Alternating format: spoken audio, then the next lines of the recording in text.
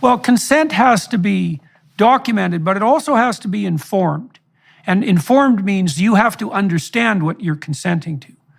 You needed to be walked through in great detail all of the issues that were relevant to you on the psychological and medical front, all the options that were available to you, and the pros and cons of all those options. I can't see in any possible way that that could have been done with any degree of thoroughness in something under 6 months of weekly therapy. And I would say that's an absolute minimum to walk anyone through something as complicated as what you laid out.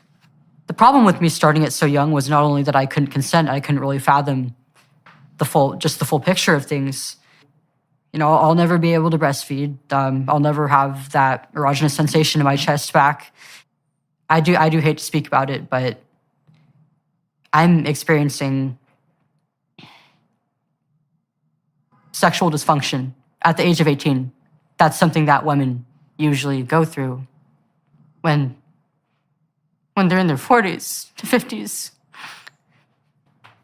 How is I supposed to know?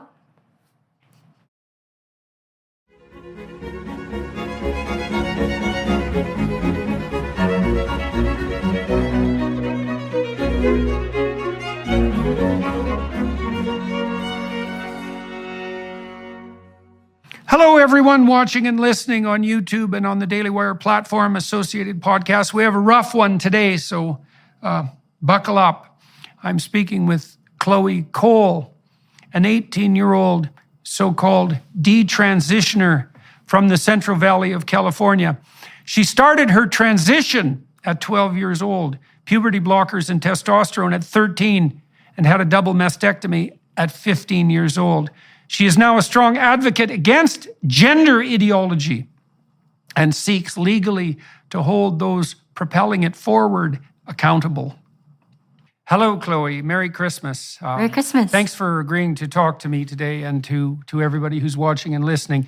You've been through quite a complicated experience, to say the least, for the last 5 or 6 years. And you've decided in recent months to go public with your story and also to initiate some legal proceedings against the medical professionals who, what would you say, aided you in your exciting journey. And so do you want to tell us the situation you're in now and tell us about what's happened to you since you emerged from childhood?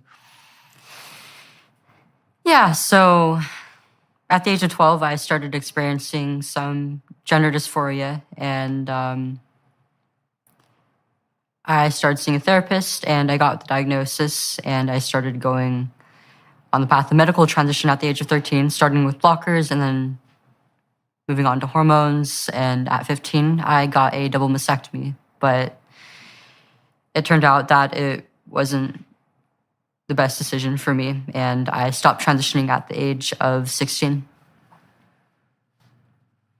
Okay, so let's go back to when you were 12. About when did you hit puberty? I had a fairly early puberty. Actually, I started developing at around the age of 9, if not a little bit earlier. Okay, and so at 9, do you remember if that changed you emotionally? Yeah, it did. It was really difficult for me, actually. Okay, so let me give you a little background. You tell me if anybody's ever told you this before, okay? So boys and girls before puberty experience approximately the same levels of negative emotion. So that would be primarily anxiety and emotional pain, or even sometimes susceptibility to physical pain. And emotions like frustration and disappointment and shame and guilt and self-consciousness are all part of that, what would you call it, network of negative emotion. Now, what happens to girls when they hit puberty, and no one knows exactly why this is that their negative emotion levels go up. And so that on average, women, biologically mature women, are more sensitive to negative emotion than biologically mature men. And that kicks in at puberty. Now, there's a variety of explanations for that, but no one knows for certain. And here's some of them. Okay, so first of all, sexual dimorphism and physical strength really emerges at puberty. So boys and girls are pretty evenly matched physically, but once puberty kicks in, boys are taller, stronger, heavier, and they're much stronger in terms of upper body strength.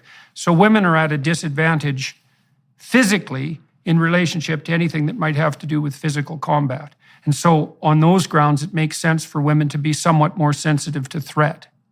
Okay, so then another explanation is that women are more vulnerable sexually than men because they bear a much higher cost for reproduction, obviously, with pregnancy and protracted dependence of infants.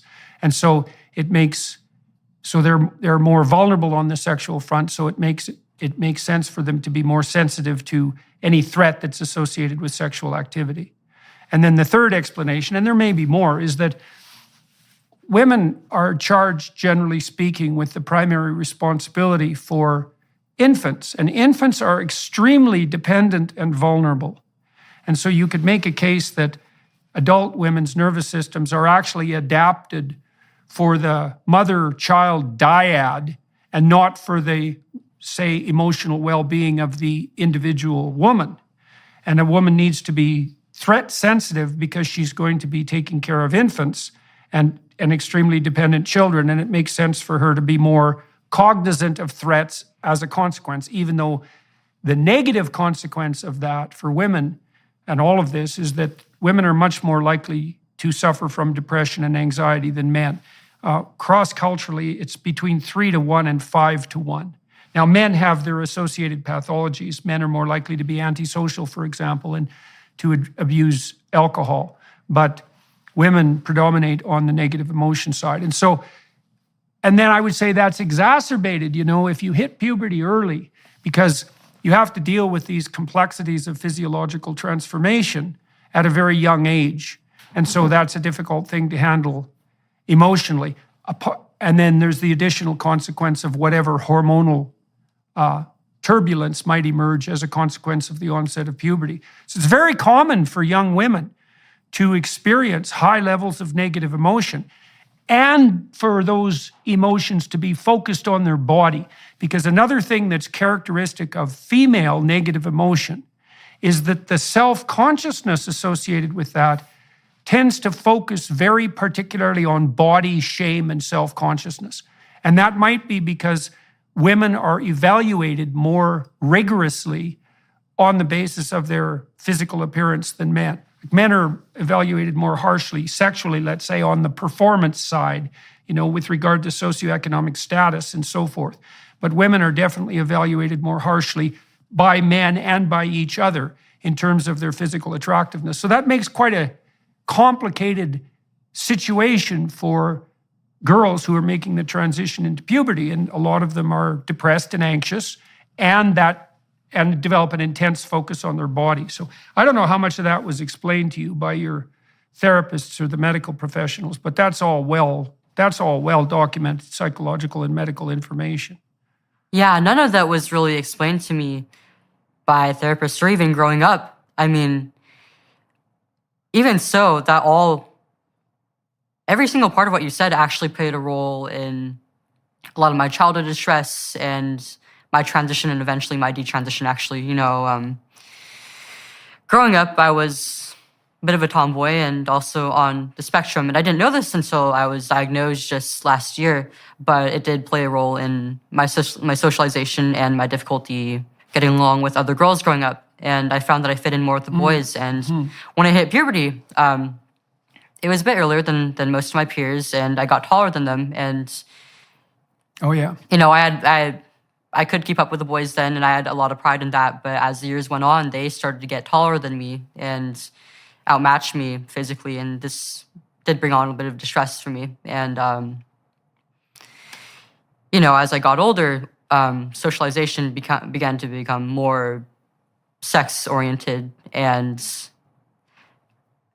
I found it even harder to fit in with girls my age. But at the same time, I was also starting to notice there's a divide between me and boys in several ways, and there was a lot of loneliness for me because on one hand, I didn't really feel like I was one of the girls, but on the other hand, I was Right. losing my connection with some of my friends who I was close with and really cared about. And I also had some body image issues growing up as well. I often talk about how social media played a role in it, but really it started from a very young age, actually. I mean, I was born into a very image-oriented, very sex-oriented society. And, before I hit puberty, I was looking forward to having a developed body and eventually growing breasts. And, once I hit puberty,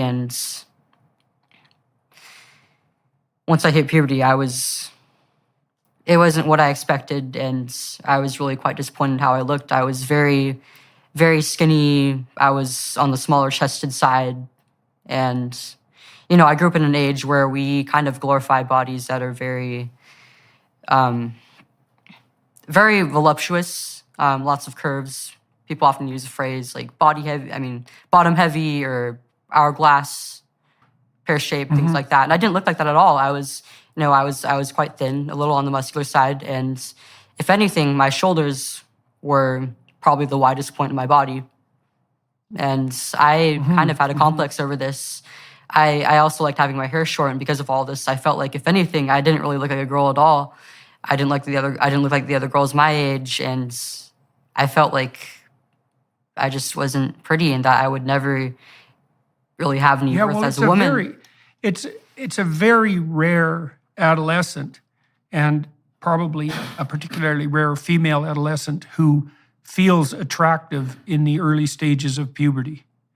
So everything that you experienced, although you may have experienced it, in an exaggerated manner for some of the reasons you laid out, but everything you experienced is in some real sense par for the course for a few years for the vast majority of people. Now, you did add one additional issue, which we could delve into a little bit, which I think is relevant. So you said that you're on the spectrum and that you had an easier time communicating with boys than with girls. And so here's something to know about that. So the biggest reliable difference that's been documented between males and females, and this becomes even larger in egalitarian societies, by the way, is orientation of interest. So women are higher in negative emotion and they're more agreeable, and agreeableness is both compassion and politeness. And although the difference between men and women isn't massive, it's significant, and it also maximizes in egalitarian society. So it looks like it's biological. But the biggest difference is in interest. And boys, males, are more reliably interested in things, and girls, females, are more reliably interested in people. But people on the autistic spectrum are also more reliably interested in things. And so, for example, if you're extremely autistic, the psychological phrase for descriptive purposes is lacking theory of mind. And so extremely autistic people have a hard time understanding what's going on in someone else's mind at all. They tend to be almost entirely thing-oriented. And there's a much higher preponderance of autistic symptoms among engineers. And then if engineers in Silicon Valley, for example, male engineers and female engineers often, by statistical comparison, often marry, and their children are disproportionately likely to be autistic. And so the fact that you are tilted towards the autistic end of the spectrum, first of all, that might just be an indication of neurological wiring that tilts you towards interest in things, just so you know that. So that's not necessarily autistic in and of itself. It's just part of the normal variation in what would you call it? Well, in attentional orientation. But the fact that you were on the spectrum, let's say, and more interested in things is going to make it more difficult for you to communicate with girls, because girls are reliably more interested in people.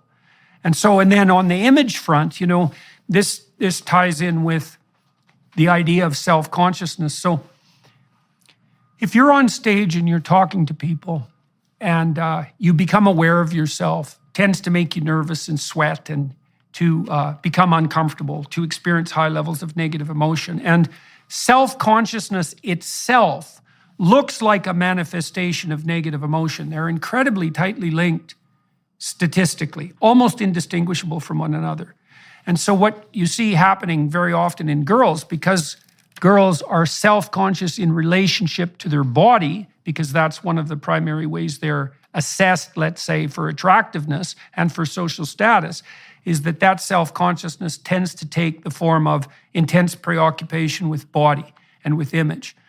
And so that can be exacerbated by whatever social trends happen to be in place, but it's a very deep-seated problem.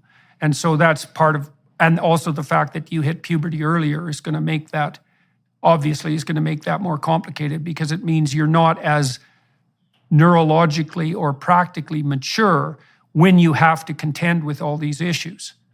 So everything that you described, in some sense, could have been attributed to the difficulties of normative development, just so you know.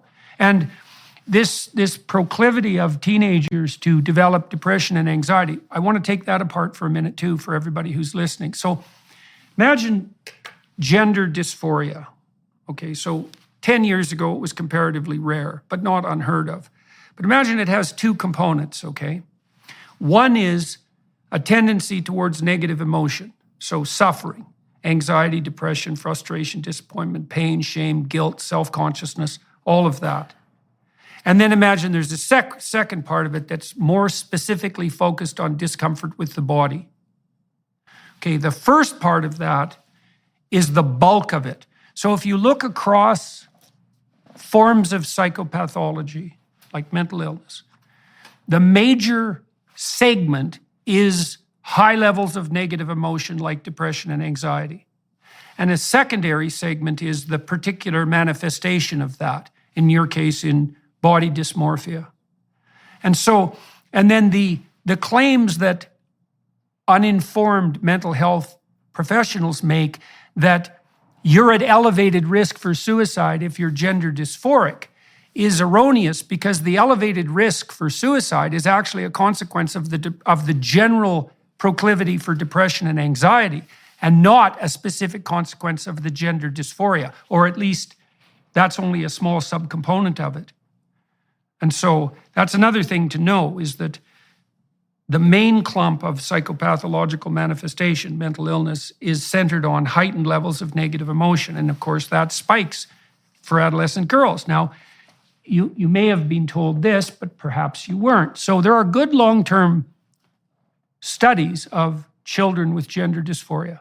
Most of them were conducted in Toronto, where I happen to be, by a man named Ken Zucker. And Zucker ran a clinic for gender dysphoric kids way before this became part of the culture war, let's say. And he was a very straight and honest scientist, a very good researcher, not a political person. And what he showed was, what his clinic showed, many peer-reviewed studies, was that gender dysphoria of the type that you described is relatively rare. But if you leave kids alone till they're 19 or 18, 80 to 90% of them settle into their biological identity. Although about 80% of them are also homosexual in their orientation. And so the pathway for him, before this was all politicized, was you'd have a child who was gender non-conforming temperamentally, somewhat like you were. You didn't have a pattern of female interests, let's say. And then prone to depression and anxiety, and then that combination would produce this gender dysphoria, and that would become quite intense around the dawn of puberty. But if you just backed the hell off and waited, those kids would settle into their body, but generally adopt a homosexual orientation. And so that was, as far as I could tell, that was the best research. Now, Zucker got slaughtered for this once it became politicized. He lost his job. He was pilloried by the Toronto Star, the newspaper here. He won a lawsuit against them just a couple of years ago, but they demolished his career. And his guideline medically was, don't do any harm, right? Back the hell off. You can provide these kids with support and you can walk them through their emotional problems, but you should certainly not rush into anything more dramatic. Now, you said You started therapy when you were 12. What were you told about what was plaguing you? I think before I get into that, there's some things that I should bring up before that. I mentioned that I did have a late diagnosis for autism, and this is because in preschool and my elementary school years, my teachers often told my parents actually that I had some symptoms indicative of autism, and they suggested that they get me diagnosed. But when they brought me to my doctor as a kid, they were told, oh, she's too smart to be autistic. She's too socially developed to be autistic.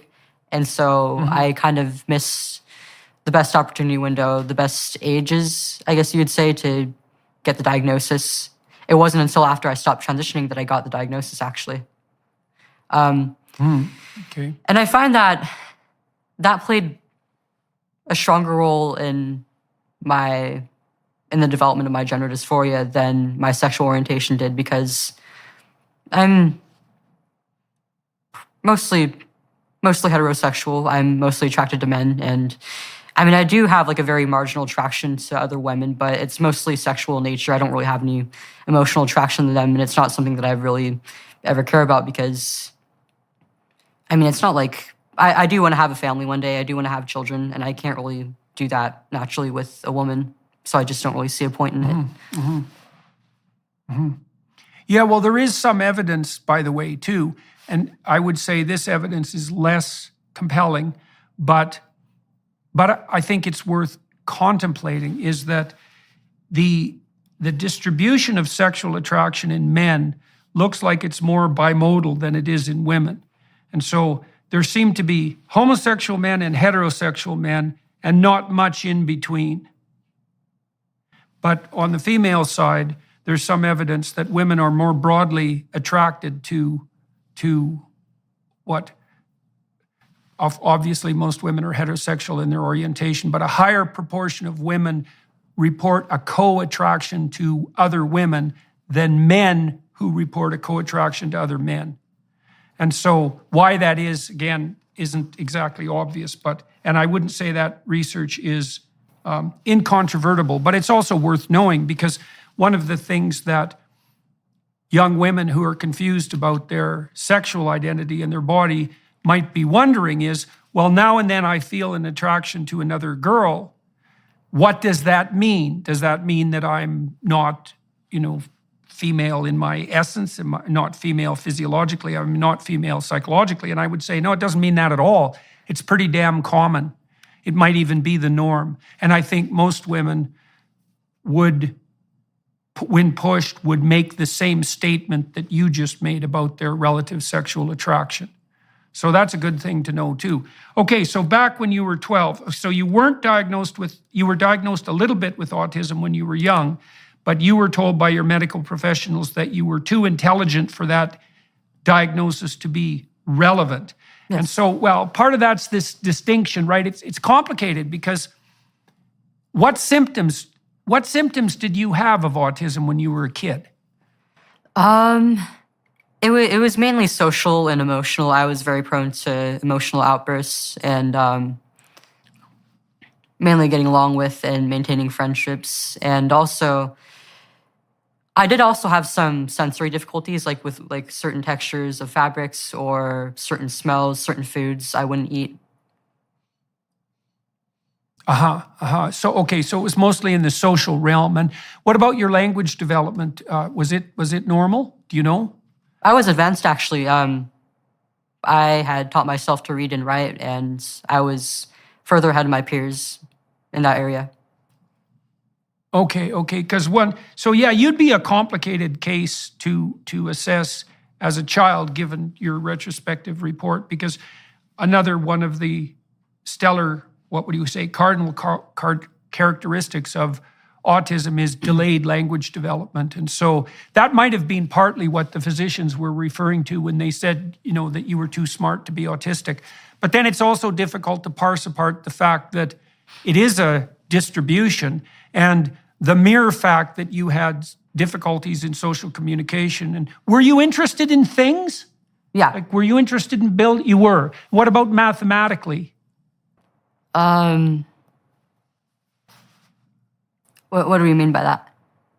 Are you interested in are you interested in mathematics, or are you more literary in your orientation? Definitely more literary, and I'm also a bit of an artist. I've always liked drawing from a pretty young age, as far back as I can remember.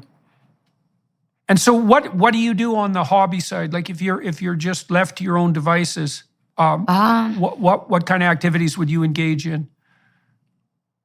Usually either illustration or video games. And so would you regard yourself as a creative person? Yeah.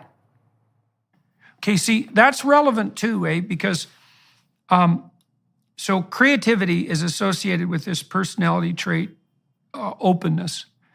And open people have pretty mutable identities. It's sort of the hallmark of being creative, right? Is a creative person isn't that stable in their identity. And I don't mean in the negative emotion sense. I mean, they can be one person or another. They're changing. That mutability is part of being creative. And so in your situation, if you had social difficulties, if you had high levels of negative emotion, if you were characterized by bodily self-consciousness and you were creative, then you're a pretty good candidate for the idea that your gender might not be properly aligned with your physiology. You know, you've got all the risk factors, so to speak, that would put someone in that category. Okay, so when you were 12, you started therapy, and why was that, and what happened? So I was about 11 when I got my first phone, and I started using social media. The main platform I would use was Instagram, so very image-oriented. Very image-oriented. Right. And Right. it further reinforced and worsened my body image issues. And I was just force-fed a lot of content that was just very difficult to take in. Okay, so tell me about that in some detail. So you're using Instagram. It's a very image-oriented platform.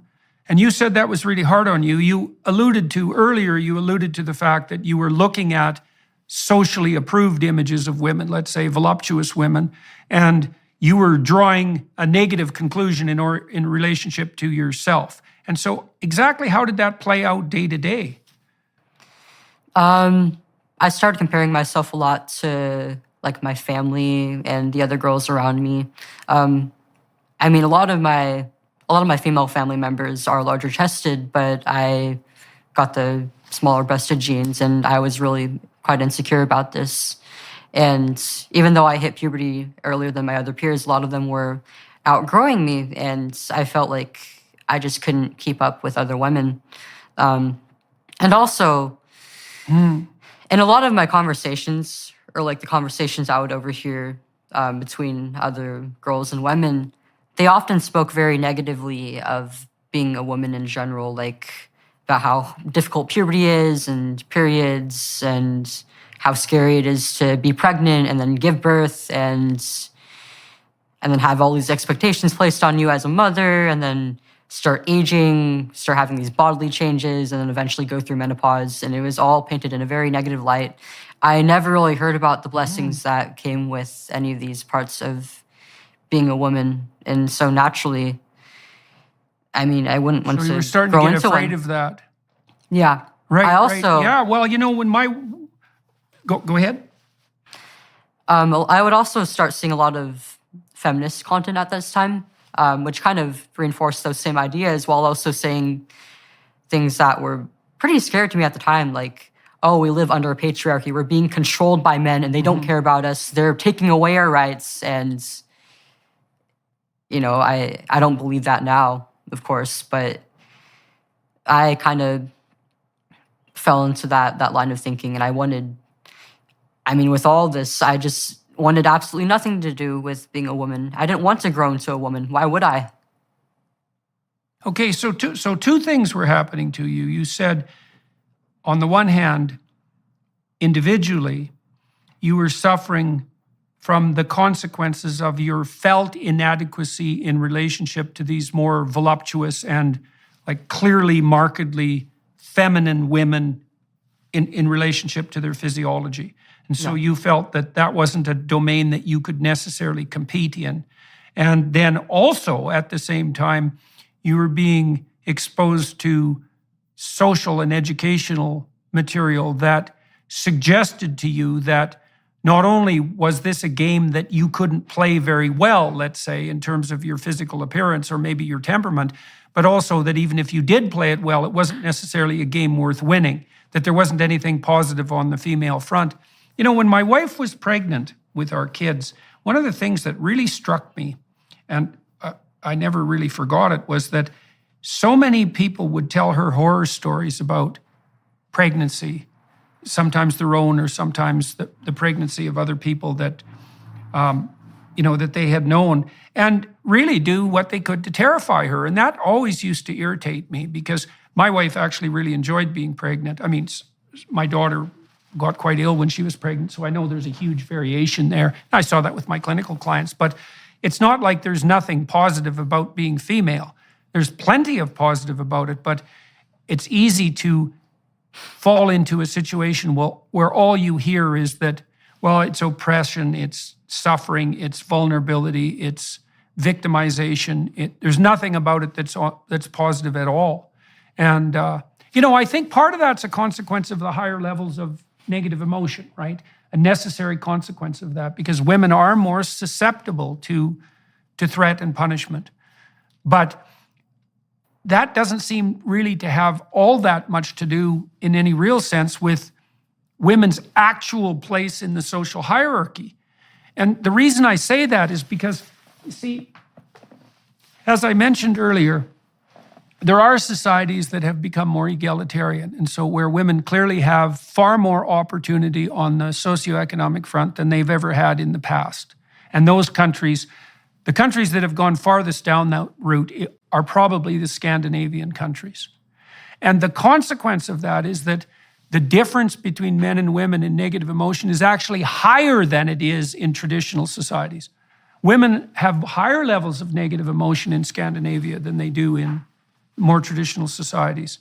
And so it doesn't look like the higher levels of negative emotion that are characteristic of femininity are a consequence, let's say, of patriarchal oppression.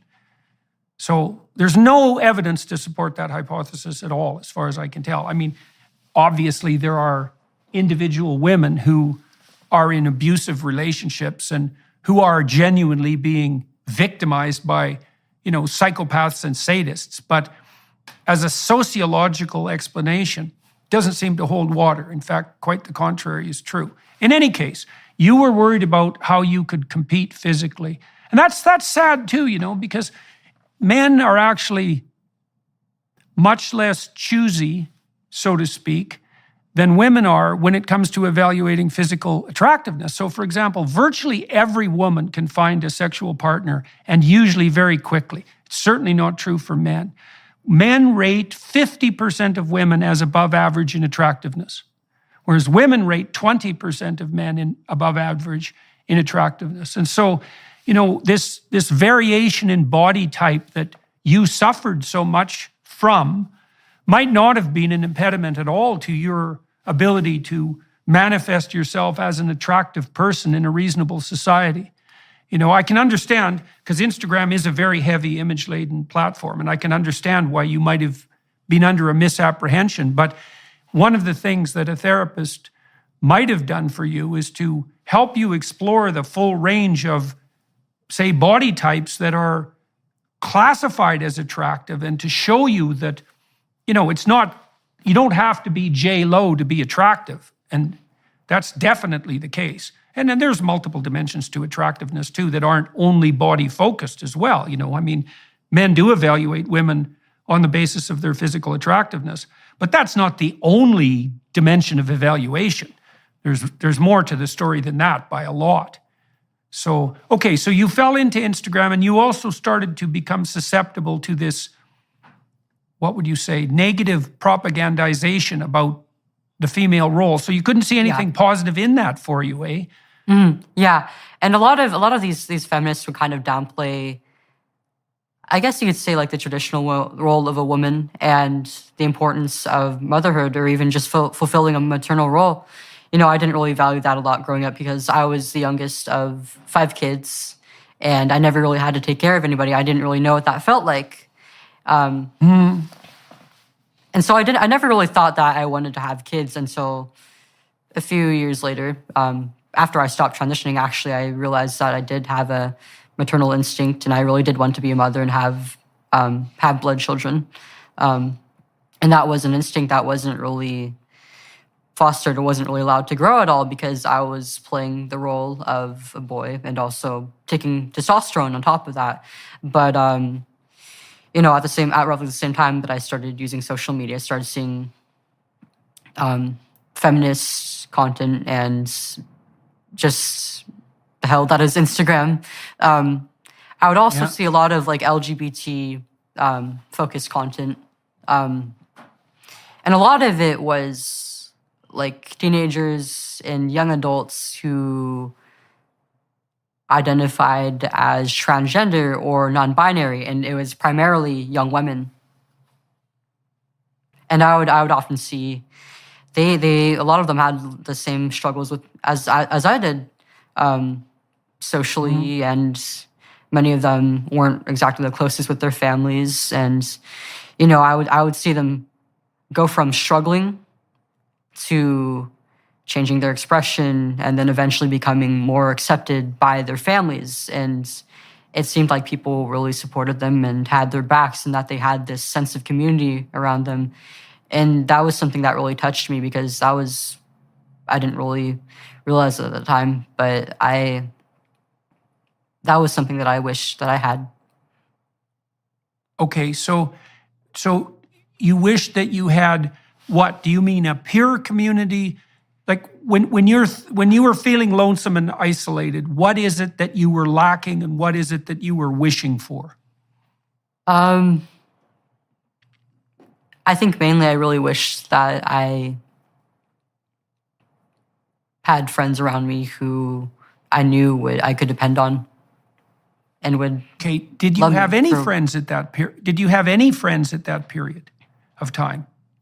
I did, but I wouldn't say that I was particularly close to them or that I had very many at school. I mean, I didn't really fit in in middle school. I didn't have a whole lot of friends, and I found that there was kind of a favoritism amongst students by staff, and I was like a new kid, and I wasn't like really involved in any sports or clubs or activities or anything like that, and I was kind of a difficult student, and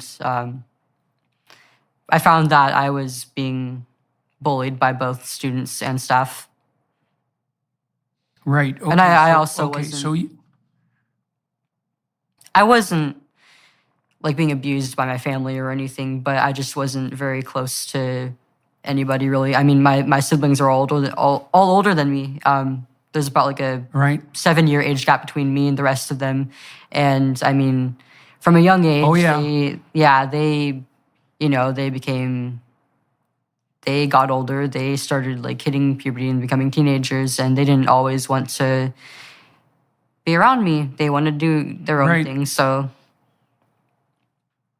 Okay, so you're having difficulties on the body image front, and that's exacerbated by your temperament and by early puberty, let's say. You're not as popular with your peers as you might be. You're somewhat isolated in relationship to your siblings because they're older than you. You're having a bit of a difficult time socially in middle school. And now you're seeing on Instagram the emergence of this explanation for your problems that's generated by people who sound like they have the same issues that you do. And what you see is that when they adopt this new non or gender fluid identity, that, well, what do you see? What happens when they have a community all of a sudden, people are supportive of them? Like, why did that become attractive to you? I think I saw the similarities between me and them in a lot of ways. And I mean, when I was younger, I was often compared to a boy, and I liked hearing things like, oh, you're being such a boy, or wow, you're such a boy, from like my older sister and mom and stuff. It just made me, I don't know, I didn't really know why at the time, but it just made me proud to hear things like that. I guess it just felt like kind of an achievement because, I didn't particularly like other girls, and I didn't really like the fact that I was a girl either. And especially as I got older, I really wanted a way out. And when I started seeing this content, it taught me that there was, and that I didn't have to be a woman. We'll be back in one moment. First, we wanted to give you a sneak peek at Jordan's new series, Exodus.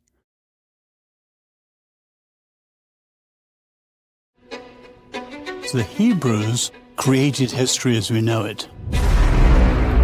You don't get away with anything. And so you might think you can bend the fabric of reality and that you can treat people instrumentally and that you can bow to the tyrant and violate your conscience without cost. You will pay the piper. It's going to call you out of that slavery into freedom, even if that pulls you into the desert.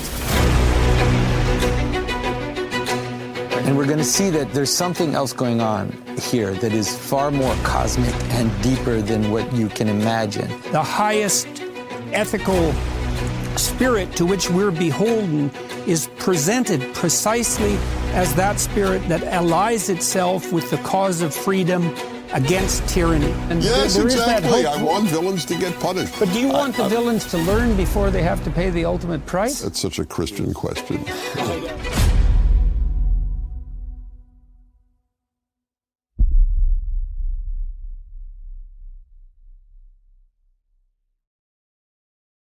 Right. Well, there is something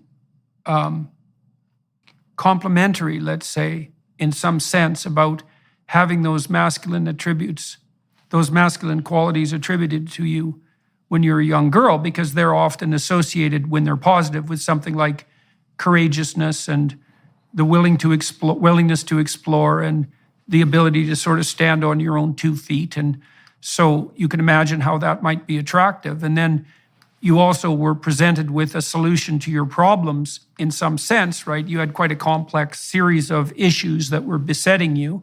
And all of a sudden there's a pathway forward. And the pathway forward is something like, and correct me if I'm wrong, I do not want to put words in your mouth, is that, well, you have a non-standard gender identity, let's say, and that means maybe you're born in the wrong body, something like that. Now, it's interesting in your case because, you actually, your basic core fantasy was that you wanted to be a fully developed and, let's say, voluptuous woman. I mean, so that was really driving this, but from what I understand, but you were worried that wouldn't happen, and then you started to become concerned about the adoption of a female identity, and then there was this alternative pathway that was laid forward before you.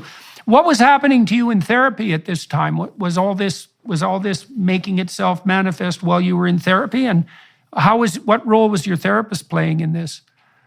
Yeah, so at around the age of 12, I decided that I wasn't actually a girl. After some period of time questioning my sexuality and then eventually my gender identity, I switched between labels before I finally settled on, I think I'm just actually a boy. And I started cutting my hair shorter gradually, wearing more boys' clothing, and I came out to my older sister, some friends that I was closer to, and at school, and some people online as well. And then after a few months, I decided that I wanted to tell my parents about this and also start the path of medical transition. And so I wrote a letter explaining to them that I wanted to be their son and that I wanted them to refer to me by a new name. And they were beyond shocked. I don't really know how, as a parent, you could expect to hear something like this. And I knew at the time even that it would be kind of it would be pretty shocking to them. And so I wanted to allow them some time to think it over and think of their response. I was also scared of how they would react, so that was why I wrote a letter instead of bringing it up to them face to face. They wanted to support me, but they weren't exactly sure of what they should do. And so they wanted to seek the help of somebody who maybe an expert in this who was more knowledgeable in this, and they thought of it as like a psychological issue, and they wanted to get to the root of it, and so they sent me to a therapist. And do you remember what specialization was your therapist? Did you see a psychologist or a psychiatrist, a social worker? Do you remember? I don't remember his title. I think he was just a generic pediatric therapist. And the first one I saw actually wasn't very thorough. He didn't even give me a diagnosis, I don't think. He didn't really go into the reasons why I was feeling this way. It was just kind of like, oh, so you're a boy, okay. And then he just never really went into anything, which was a problem. So because let me tell you for a second what should have happened, okay? Just so you know, and so that everybody listening knows. So when somebody comes to see you as a therapist, you kind of have three questions that are paramount. The first question is, well, why is this person here? And you don't know. Now, what you assume is something generically, is something like, well, this person is suffering and confused for some reason to the point where that's become unbearable enough that they want to seek outside help. And that's not trivial, because people generally don't seek outside help unless they're pretty desperate. So the first question is, well, this person is suffering, why? And then the next question is, well, is that something that goes along with why? Is that something that's intrinsic to them? So is there something wrong with them, say, in relationship to a mental illness or a physical illness? Or is there something about their situation that would make anybody miserable if they were in the same situation? And then the third thing is, well, having sorted out that the person is miserable and why they're miserable, what could be done about it? And all of that should be open for discussion, right? So if you came to see me as a therapist, the first thing I would do is kind of what I'm doing in this interview today, is I'd try to figure out, well, what exactly is going on with you? And you see, that's different than affirming your identity, right? Because you could come to me as a client and say, well, I think I'm a boy. And the proper response for me as a therapist is, okay, well, you've said that, and I want to find out why that is, but I'm not going to take that as gospel. I'm going to find out, because we're trying to solve a complicated problem here, which is, well, you're suffering, and it isn't exactly obvious why. In fact, it's not obvious at all. And it's not up to me as a therapist to leap to a conclusion. It's up to me to talk to you, and maybe for hundreds of hours, to find out exactly what it is that's going on. Because I found out already, look, your initial fantasy was that you wanted to be female, but you felt that in some ways your body was failing you on that front. And then you and then you found out that being a female wasn't, maybe had some downsides and maybe all downsides. And so then you were looking for an alternative, and you found one that also explained some of the difficulties you were having socially. That's what you've told me so far. Okay, but that doesn't mean we know what to do about it yet, right? We've laid out the problem landscape, but the logical conclusion of that isn't you're a boy and you should go on puberty blockers and then move towards surgery, right? We're nowhere near that. We're dozens of hours or hundreds of hours away from any decision like that. And so that's what should have happened to you when you went for therapy. You should have had the time to lay out the whole problem, and then to have the space to explore this really deeply so that you could come to terms with what it was that how you needed to move forward. Okay, so you said that, as far as I can tell so far, you said your therapist accepted the idea that you should be a boy pretty damn rapidly. I should also point out to everyone who's listening, that's actually now mandatory by law. So in many jurisdictions. So now, because of standards of gender affirming care, therapists are required, if you say something like you're a girl, you say something like, well, I'm a boy, the therapist is now required to agree with you on pain of license loss. So beware, everyone listening and watching, because that's now the law in many places. And so to me, that's the end of psychotherapy, because all psychotherapy is a questioning approach fundamentally, to find out what the problem is and then to try to work towards, well, first of all, non-harmful solutions. So I would have, with you, for example, I would have explored some of the realm of alternative forms of beauty. That would have been a nice thing to walk you through to some degree, so you could see more of what the range was of acceptable and admirable physiological types. Because that, I don't know for sure that we would have done that, but we might have, because that would have been good for you to get a broader picture of attractiveness, right? And then also to tell you about the fact that a lot of the misery that you were experiencing was, well, par for the course for females at puberty, but also exacerbated by your temperamental proclivities. And so that might have helped you calm down a bit, right? Because you get a bit of an explanation for your misery that way, and also some hope that you'd kind of grow out of it with time. So, okay, so you went to the therapist and he more or less agreed with your prognosis and diagnosis that you were a boy. Okay, so was the therapeutic process of any utility to you? No, he didn't really do anything, actually. I was actually pretty dissatisfied with him. I did have some stuff going on at home and at school that he just never went into. The full picture of my mental health wasn't really explored at all, actually, throughout the course of my transition. And a lot of what I mentioned, I didn't even know was a problem until recently, until well after I stopped transitioning, and I was old enough to really be able to introspect well enough to figure out where it all stemmed from. But it was never explored by the adults who put me on this path. Okay, so what did they, how often did you go see your therapist, and what actually happened during the so-called therapeutic process? I would say maybe about like once a week to once every 2 weeks. And, I would talk about, it's hard to remember so far back, but I remember nothing really ever came out of the appointments. Like I would tell him like, oh, like my phone got taken away and I don't really have like any contact with the outside world, for example. And he would just be like, oh, okay, how are you dealing with that? And I'd be like, not very well. And he would just say, okay, and not really do anything about it, not really offer me anything at all.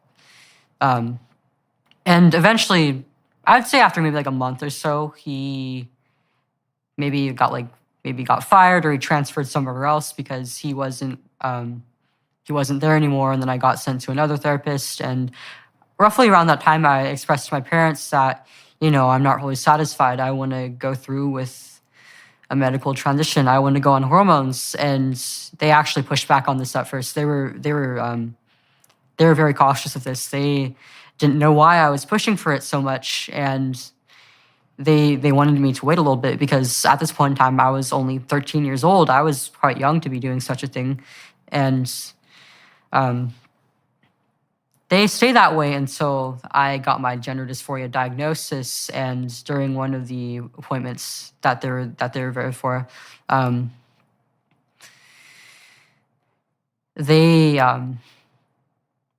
can't remember who exactly it was. It was either a therapist or a nurse, I think. Somebody who was involved in my transition. They told them that, like, oh, this is pretty much the only means of treating dysphoria. There was like no regards to any alternative treatments. My dad asked like about the regret rates, and they said like, oh, they didn't even. I don't think they even used the word detransition. They said like, oh, there's less than a 1% to 2% regret rate, and they also told my parents that if I wasn't allowed to go through with this, then I would be at risk of suicide. Okay, so I want to take all of that apart, okay? Because every single one of those statements is a lie. So first of all, the American Psychological Association in their guidelines for gender-affirming treatment makes the case that, and because of prejudice, that there are no good long-term follow-up studies of transgender individuals. Okay, and they attribute that to prejudice against transgender individuals, which is not the reason, by the way. The reason is that there's a very low base rate, or there was, of transgender dysphoria, and the follow-up studies haven't been done in large part because the surgical and hormonal treatment regimen is relatively new. But there are no good long-term follow-up studies, and they actually complain about that. And then a couple pages later in the same document, they say that, well, it's necessary to affirm an alternate gender identity because otherwise the client or patient is at heightened risk of suicide. Okay, so first of all, both of those things can't be true. There's no way that people can know that suicide risk is elevated if gender transition is delayed unless the long-term studies are in place. And they already stated that the bloody long-term studies aren't in place. So that's all just a lie, but it's worse than that. It's way worse than that. You see, gender dysphoria is a variant of the suffering that's associated with negative emotion, depression and anxiety. Now, depression and anxiety are the primary drivers of suicidal ideation, not gender dysphoria per se. And so they're confusing the source. Now and then there is no evidence whatsoever that transition of the medical sort actually has a salutary effect on mental health, partly because the long-term studies simply haven't been done. And the idea that we actually know from a research perspective that a child is much safer if they start transition than they are if they don't. That's simply not true. Ken Zucker's work has showed quite clearly that if you just leave the kids alone, then by the time they're 18 or 19, most of them settle into their biological identities. Now, so the reason I'm stressing this is because your parents, like many parents in this situation, were put in a very, very difficult position. And I would say it's corrupt to the point of malevolence, what the medical professionals are doing on this front. And that is the insistence, well, would you rather have a live trans child or a dead child? Which is, I don't think there's anything more toxic you can say to a parent than that, because that backs them into a corner. Because their alternatives are then, well, you can let your child go ahead with this absolutely life-altering hormonal and then surgical treatment, or your child can die, and it's your fault because you don't care enough. And parents, they're accustomed to trusting their medical professionals, at least to some degree, and accustomed to assuming that the knowledge they put forward is valid and reliable. And the information that your family was given was none of those. In fact, it's pathological to a degree that's almost imaginable. It's criminal, in my estimation, what you were told. Because there is simply no evidence that any of that is the case. There's no evidence that transitioning kids are less likely to be suicidal. There's no evidence that that's the only treatment path that works. And there's certainly no evidence that there's no alternative to transition or suicide. It's so pathological, I can't believe it, but it's no wonder your parents were pushed into a corner, because that's a dreadful choice for a parent to have to make. Yeah, they were definitely coerced into it. And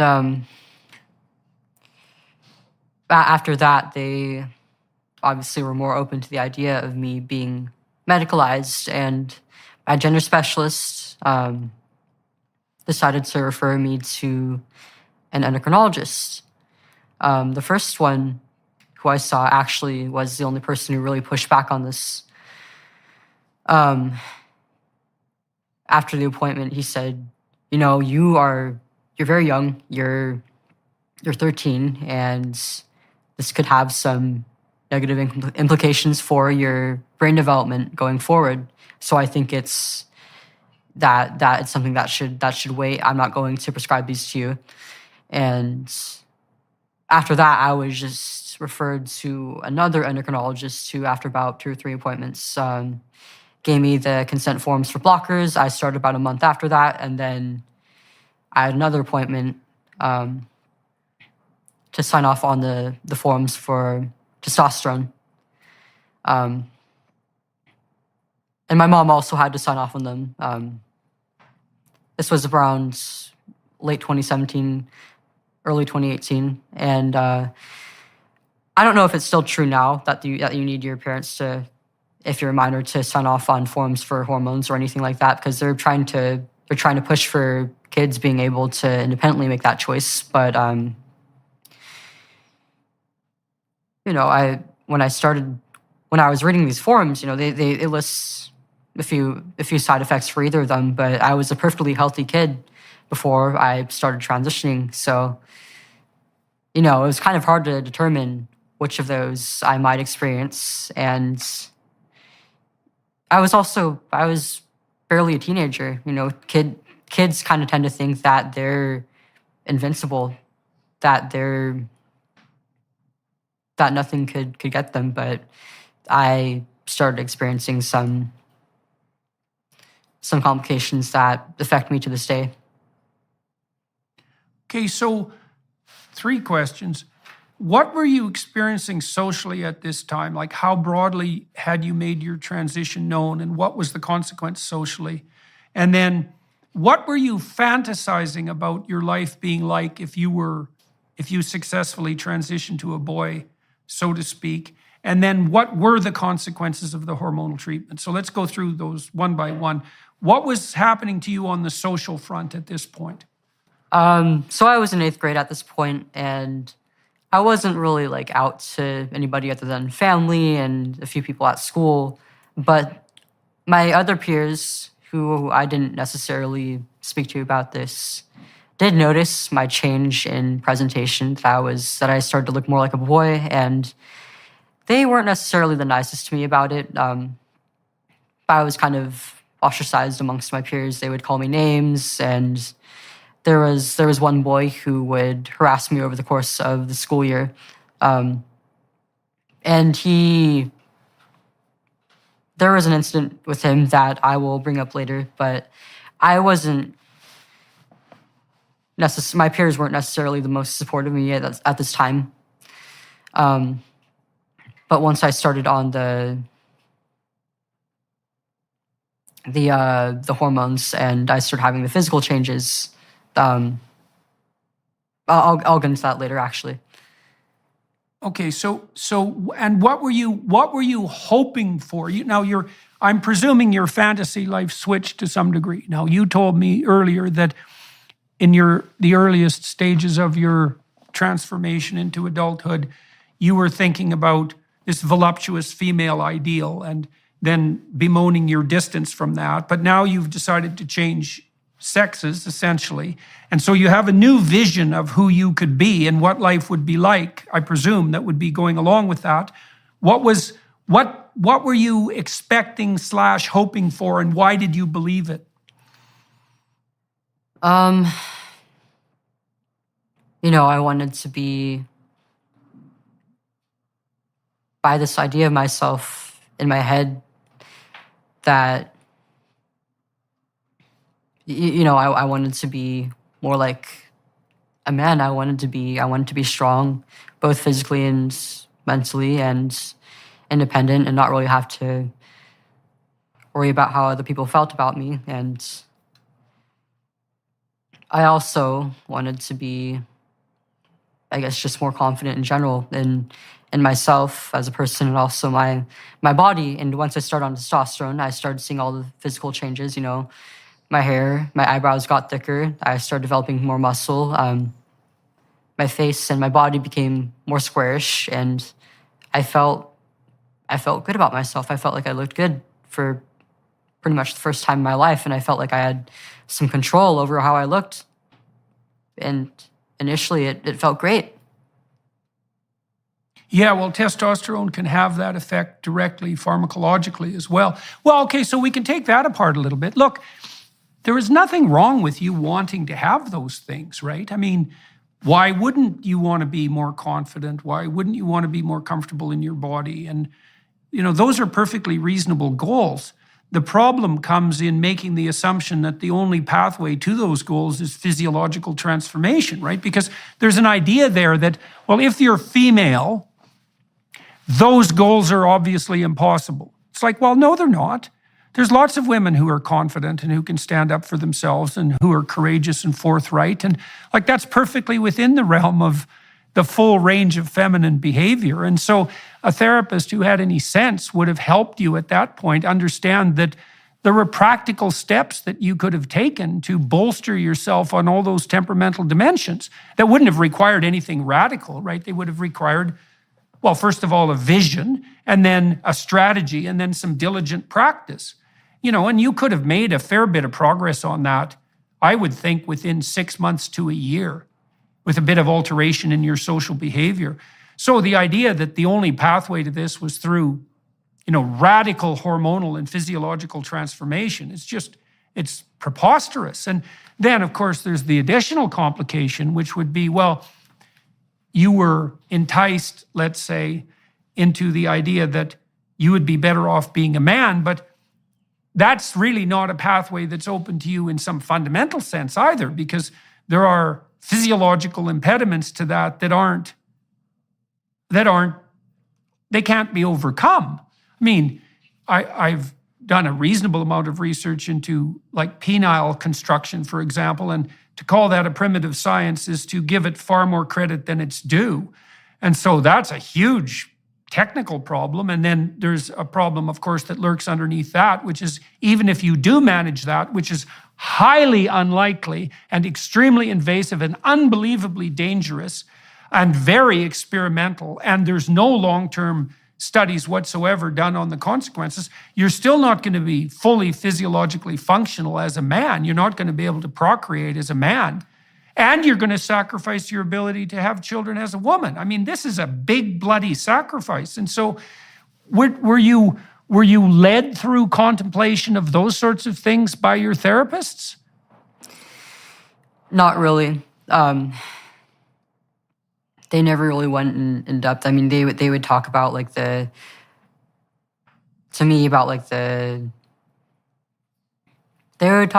side effects, and also basically give propaganda to my parents that this was going to make me better. This is going to improve my distress and make me happier. And I felt the same way. I thought, the things I heard from both the physicians and from the research I did online basically gave me this idea that I was going to become my real self, that I would become a whole person in doing this. And it didn't. It fractured my sense of self even further. Okay. And this is something Why did it fracture your sense of self further? What do you mean by that? There's a lot to that, actually. I mean, I was basically living a lie for a few years. That was very stressful, and I was trying to uphold this idea I had myself in my head that was false. It was a delusion. I genuinely believed that I was somehow a man, despite being a biological female. And in a lot of ways, I missed out on on certain developments, mostly social. I'm still, I didn't really go through the crucial social female socialization that goes on throughout late middle school or in high school. My dating pool was also affected by this. I was mostly attracted to men.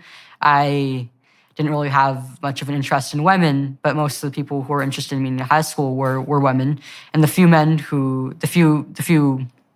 guys who admitted attraction to me, it seemed very sexual in nature, and it felt like, if anything, I was just like a fetish to them almost. And I didn't want to have anything to do with that. Mm-hmm. Yeah, that sounds extremely complicated. And there is also another element to it that I haven't really spoken on before, but I feel like it does need to be said. It is kind of uncomfortable because because of my age at the time, and it's also a very sensitive topic, but I think I did also have some sexual motivations in doing this. I like the idea of like the changes that testosterone would bring on to my body. And a lot of feminists and activists who speak about like transgender people and detransitioners, they often talk about AGP or autogynephilia, which is like I don't know if you're familiar with. Yeah, it's like a like a man. So autogynephilia is the fantasy. It's a sexual fantasy generally, and then it often characterizes men who become transsexual and start cross-dressing later in life, and they develop sexual arousal from picturing themselves or acting out being the opposite sex. And so I think some of that, by the way, you talked about the fact that you wanted to have some of the classic male attributes, masculine attributes, right? Like self-confidence and courage and so forth, and that you were complimented when you were referred to in that manner. I think a lot of what happens to these men who develop these sexual fetishes later in life is that there is a part of them that's crying out for exploration of and development of their feminine side. Right? But instead of having that happen psychologically and starting to integrate, let's say, compassion and care and concern for people rather than things, instead of integrating those cross-sexual proclivities, they start to act it out as if it's a concrete reality, right? And you were definitely enticed into doing that. But you also said, and don't let me delve into this more than you're comfortable with, but you also said that there was a the sexual element specifically. So was there something in your fantasies about, what was that? Was that about you being a boy? You said you were still attracted to women. So we brought this up, we might as well clarify it. What was the nature of the interaction with sexuality? I mean, it's obviously relevant. It was fantasies about being a man, about being male and having like masculine attributes to my body, and also a lot of it did involve like having like a female partner, which I never really explored in real life because I didn't have any emotional attraction to women. I didn't want to have a relationship with another woman, and so I never really cared to actually act it out. But this was, I guess you could say that I did have like a female analog of autogynephilia. If there's a word for it, I guess it would be autoandrophilia. But I didn't really understand this at the time because I was so young. Yeah, well, look, I mean, in adolescence, the range of sexual fantasy can be extremely broad. And there is a difference between fantasy and real life. I mean, people will fantasize about things that they won't do in their real life. And the fact of the fantasies, it can become pathological if people dwell on it, but the fact that the fantasy covers a wider range than behavior would is actually more an indication of the creative capacity of fantasy, right? I mean, we'll do things in our dreams, for example, or play out scenarios in our dreams that would never occur in real life. And it's because part of the human capacity for ingenuity is the capacity to imagine multiple different scenarios. And some of those can be extreme, like I'll find, for example, that if I'm angry with something, I can have quite violent fantasies. And I think, oh my God, where did that come from? But that doesn't mean that I would act them out, or at least I hope it means that I wouldn't act them out. So our fantasy life is broader than our actual life. And you border the acting out of your fantasies by social necessity in some sense. So the mere fact that you were having those fantasies, that's not an indication of anything that's in and of itself pathological. That's still well within the realm of normative adolescent sexual fantasy, I would say. Maybe it was a little more exaggerated in your case because of the testosterone, and maybe even to some degree because of your more masculine temperament, but it's still well within the range of normality. So what happened to you when you started taking the hormones? And how did you react to that?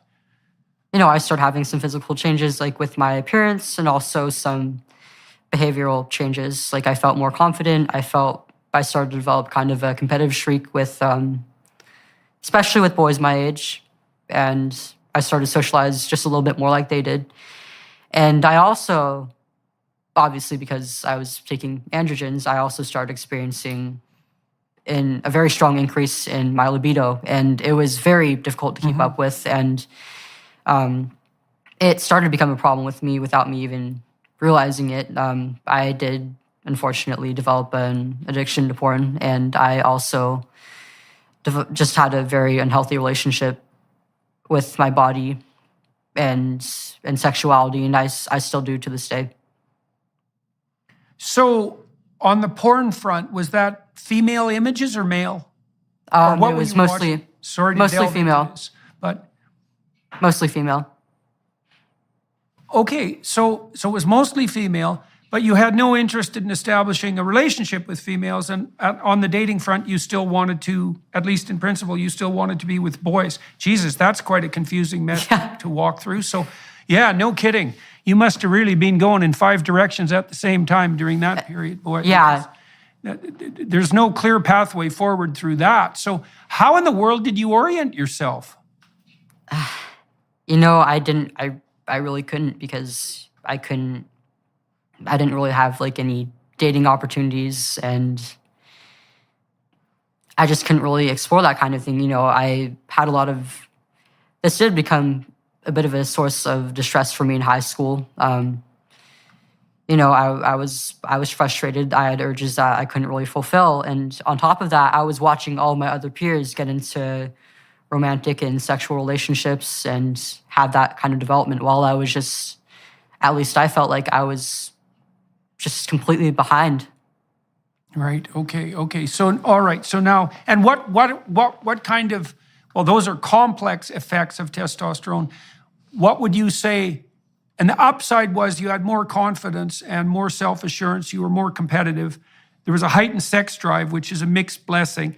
What were the negative consequences for you of the hormonal treatment? Sorry, I also forgot to mention that, like,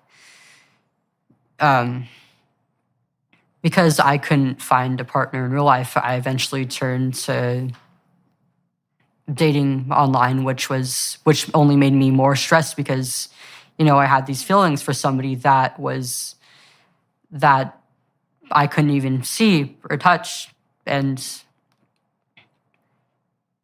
it just added on to my stress, if anything. And I found that,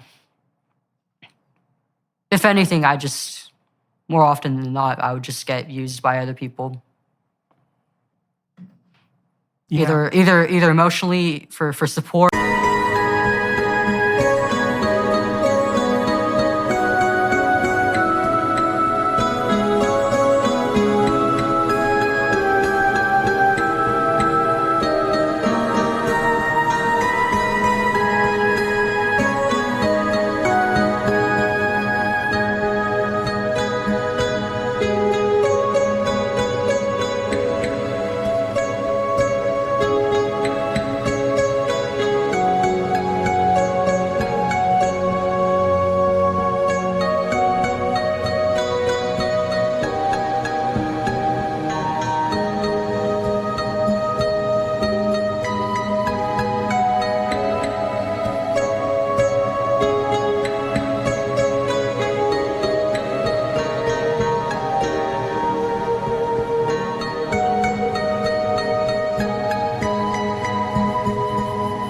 Or for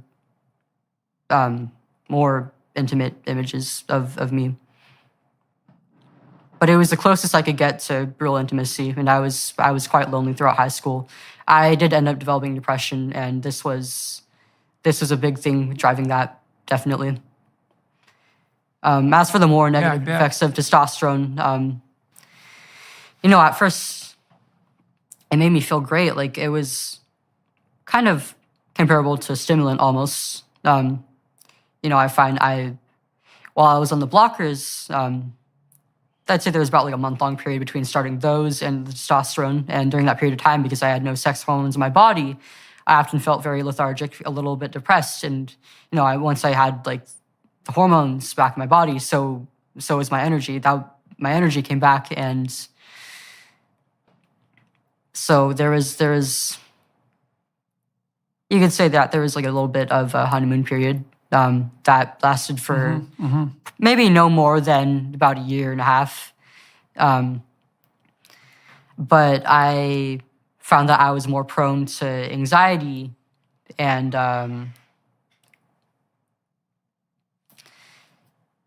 I also, I'd say about like a year or so on testosterone, I started experiencing some difficulties with my urinary tract. I think I got my first UTI, and then eventually it devolved to me having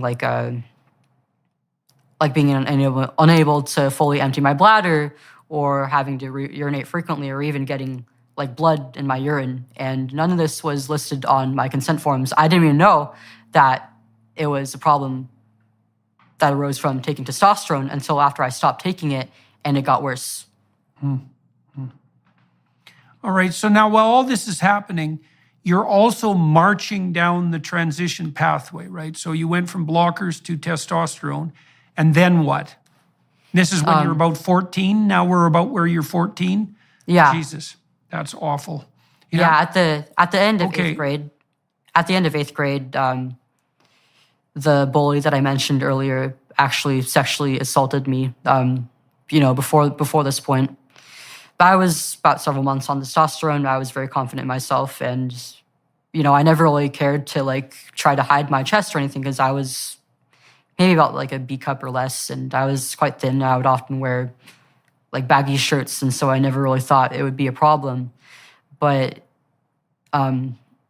he had groped me in the middle of a classroom. And before this, I actually had a very strong fear of being sexually assaulted. A lot of my female peers and some of the older women I knew had been either assaulted or raped or sexually abused. And hearing these accounts growing up made me fear the same thing eventually happening to myself. And then it did. And, in that moment, it was like glass shattering. It felt like I was the only person in the room because it was as if nobody even noticed or cared that this happened to me.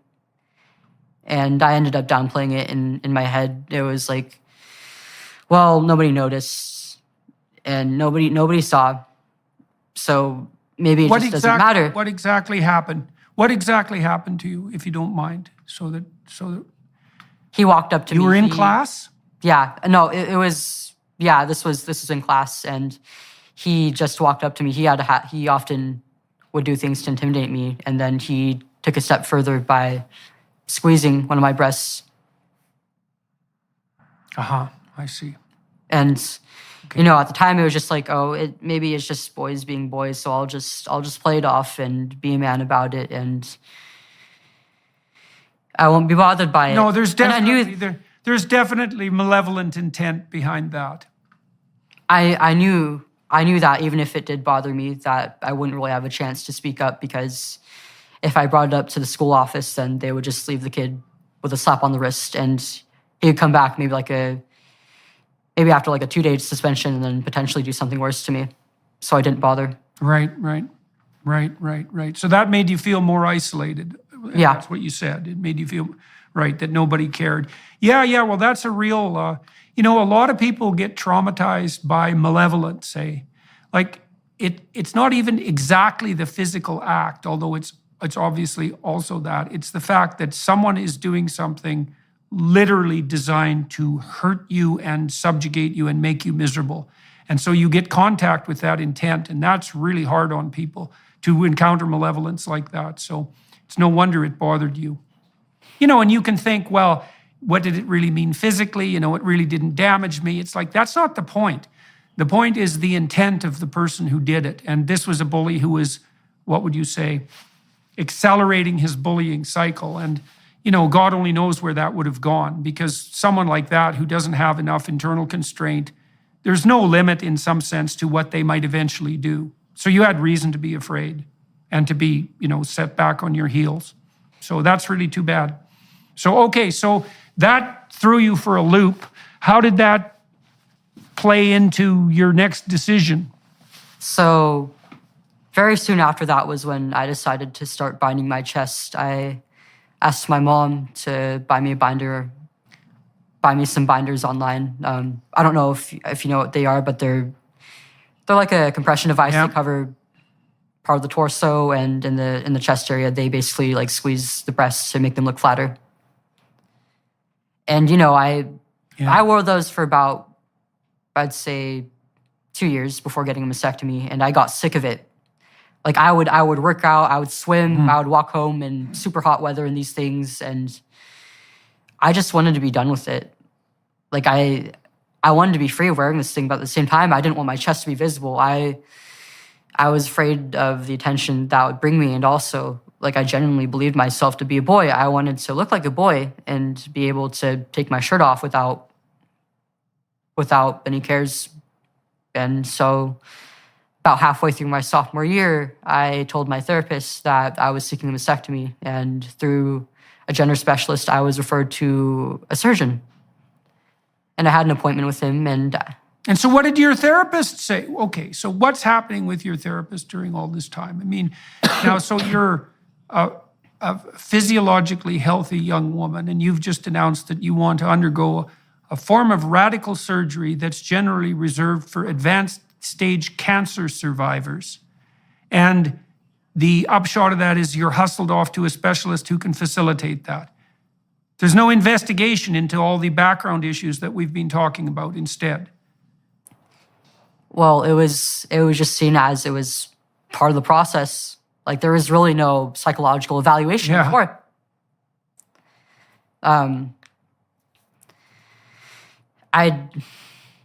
Yeah, that's utterly appalling. Yeah.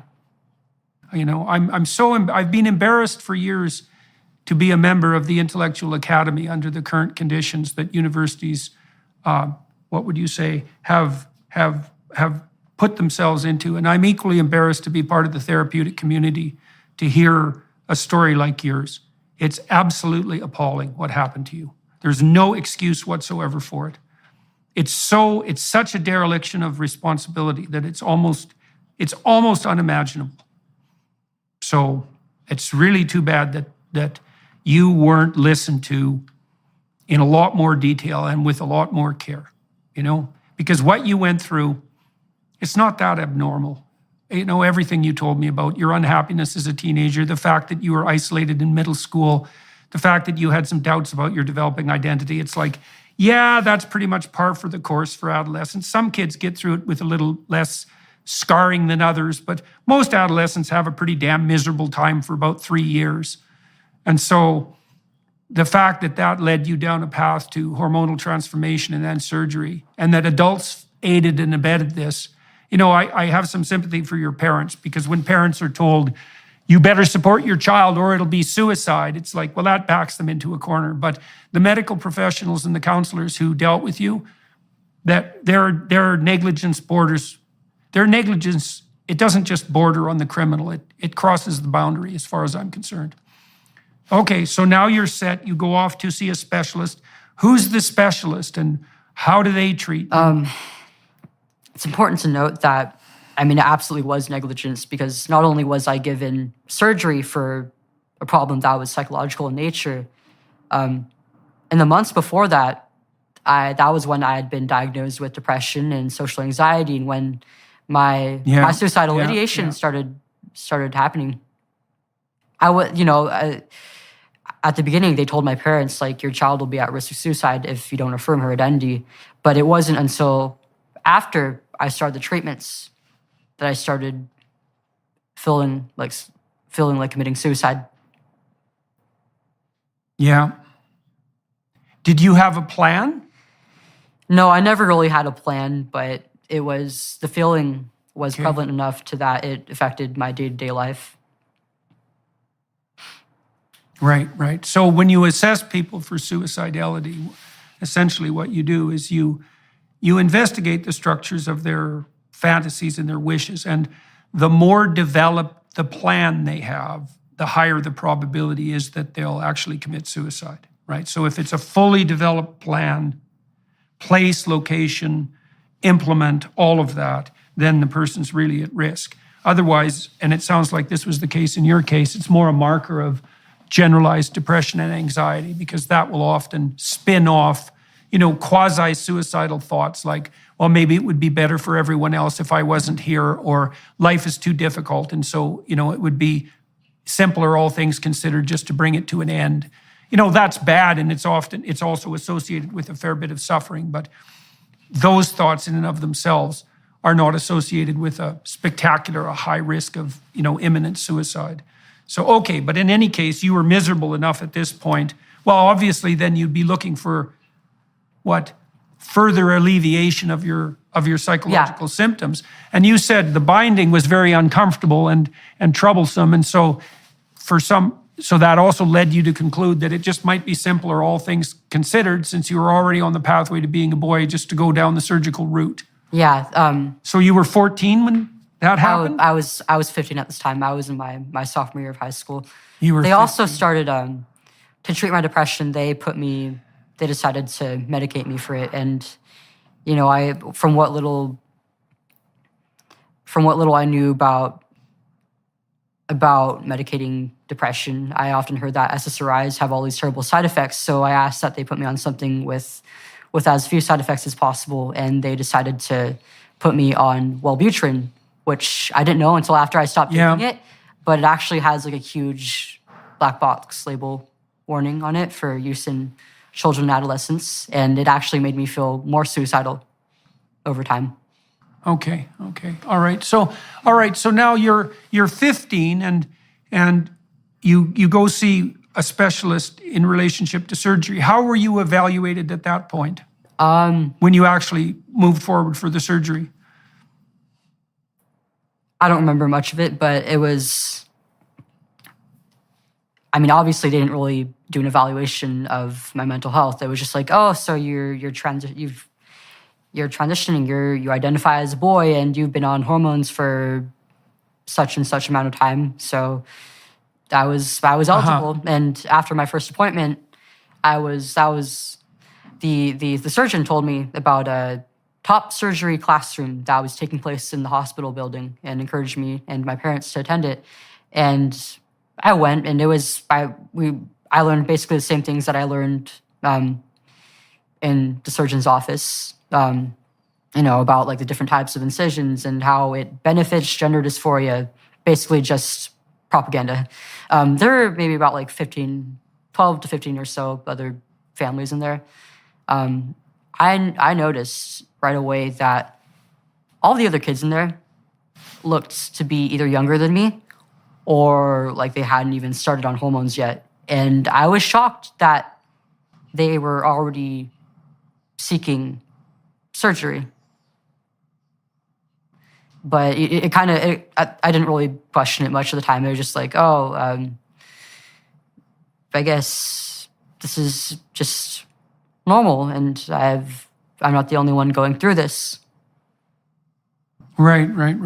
Well, and you were already a long way down the road, and so I guess you checked off the boxes as far as the medical practitioners were concerned. But at that point, it's also, for you, it's going to be increasingly difficult to reverse your decision. You're already in a couple of years, and that's a long time when you're only 14. And so it was on to the next step. So that happened when you were 15. Yeah. And so what was the consequence of the double mastectomy for you?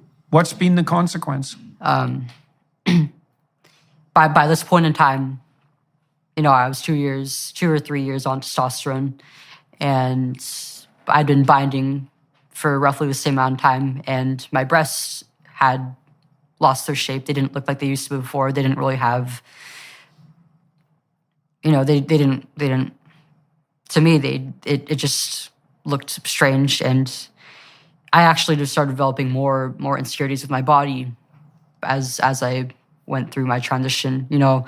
Like I had like these masculine features pop up, but it was all still on a female body. And there is like an incongruence between different features on my body, and especially my breasts. Like it was this masculine looking body with quite a bit of muscle, and yet these things were there and they weren't really in the best shape. And it became a source of insecurity for me. And, I thought that even if I wanted to, my chest would never be the same again. And so there was not really any point in keeping it.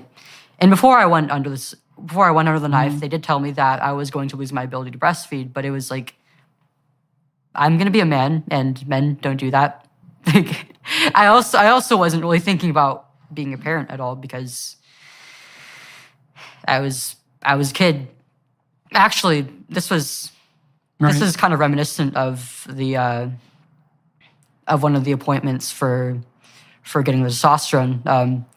My endocrinologist asked me some questions that were very adult in nature. I was basically being sexualized by my doctors. It was like, are you aware that you may experience vaginal atrophy, or are you aware that this may affect your ability to have children as an adult? And I just went along with it. It was like, oh yeah, I know that. I don't plan on having kids, and I also Right. I never had sex by that point, so I didn't know just what effect any of that would have on my body. But I was being treated as if I were an adult with the mental faculties to be able to consent to all this and understand what I was consenting to. But I wasn't. I was just a kid.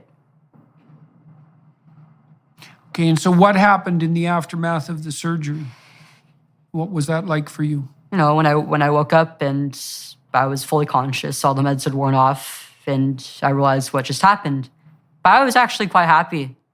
You know, it was like, wow, this is a huge accomplishment. This is a huge step, and you know, I can finally be myself. And I was looking forward to being healed and eventually being able to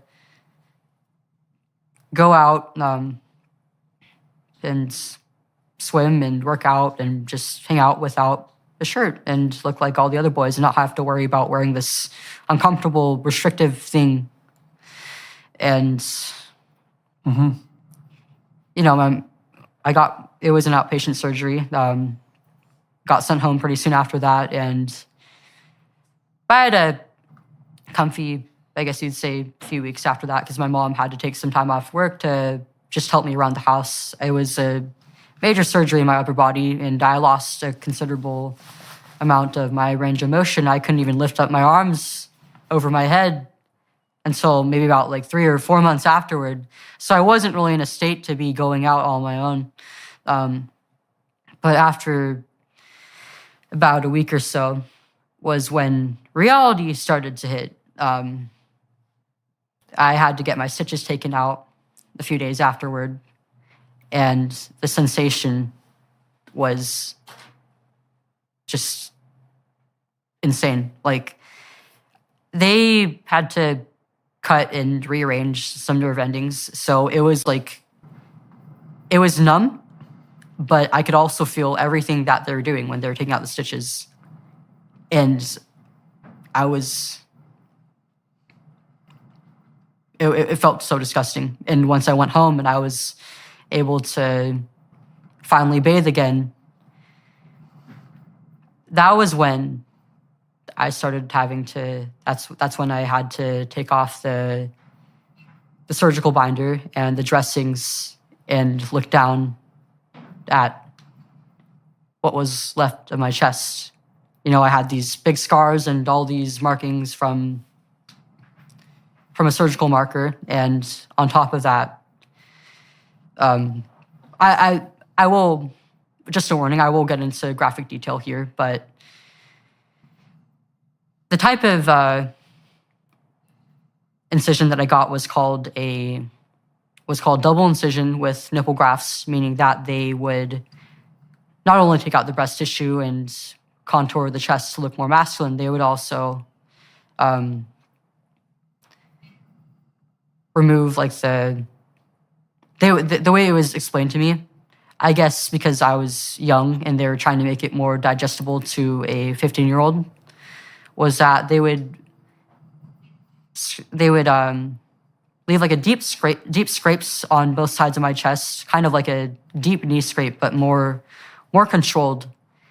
And they would remove my nipples and then place them in that area of scraped skin in they called it a more masculine positioning and shape. It's barbaric, to say the least. And when I took the dressings off, when I looked down, the grafts were black because, you know, during the surgery, during the operation, the blood supply was cut off, and so the outer layer of skin had died. And they said that was how it was supposed to be, and that was just part of the process. But I couldn't bear to see that part of my body. I had to see that every night. I had to change my... that was what I had to look at every single night, after every bath, after every shower. What happened to you in relationship to sensation? Like, because that's a long-term, physiological and sexual consequence. And so you lose the ability to breastfeed, obviously, and there's a profound physiological alteration in your appearance. But what happens to you on the sensation side? What has happened?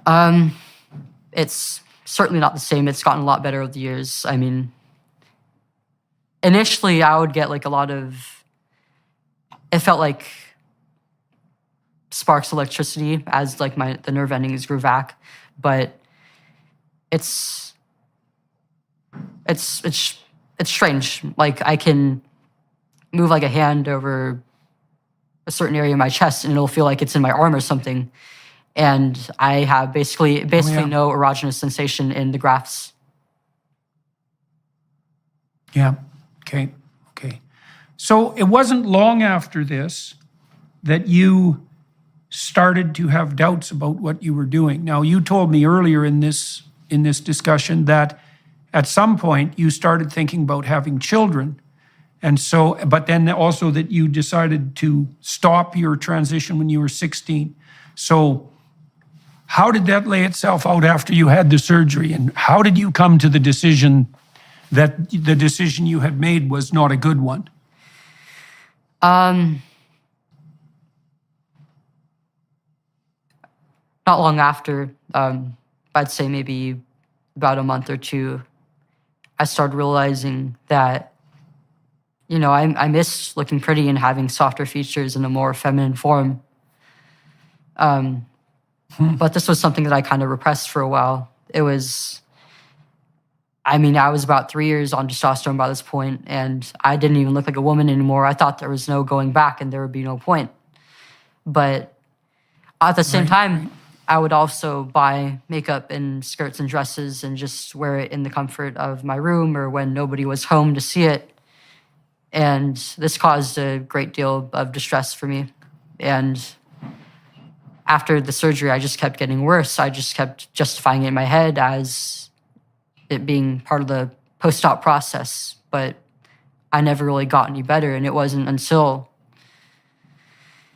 maybe about 11 months after the surgery that I realized what the problem was. And,